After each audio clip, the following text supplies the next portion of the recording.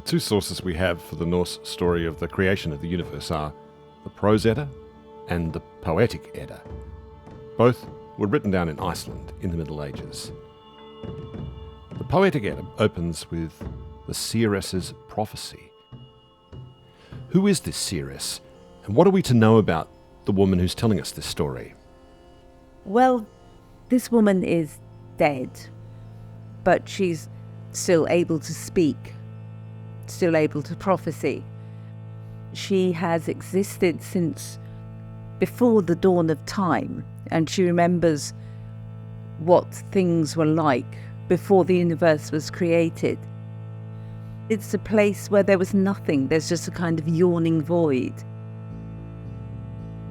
And then the sons of Bor raised the earth up out of the sea and formed the land out of it. Then the gods turn up, the sons of Bor, who have to get a system of time going, because the sun and the moon and the stars are already there, but wandering about in the sky, and the gods fix them on their courses and say, this is how you should run, this is how time will be measured, this is what day will be, this is what night will be. The Prose Edda takes a slightly different version of the creation story. It begins with the grassless, formless void. To the south of the void lay Muspelheimr, the fire realm. To the north was the frozen realm of Niflheimr, the world of mist and darkness. Rivers of poison flowed out from a spring in Niflheimr and froze in the cold void. Then hot blasts of wind from below melted the poison ice crust.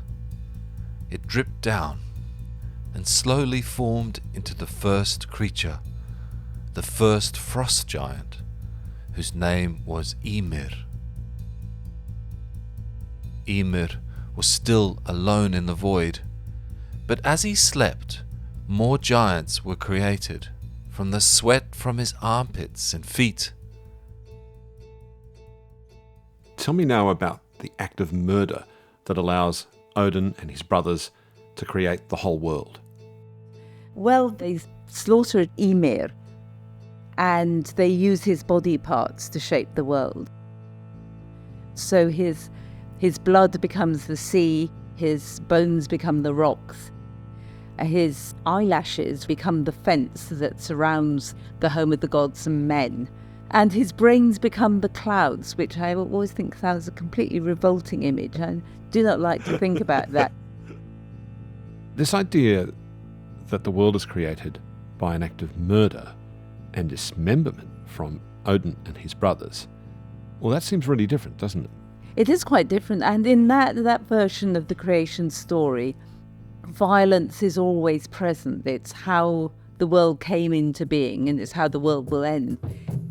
So it does sort of bake in the idea of violence as a defining act of what it means to act in the world.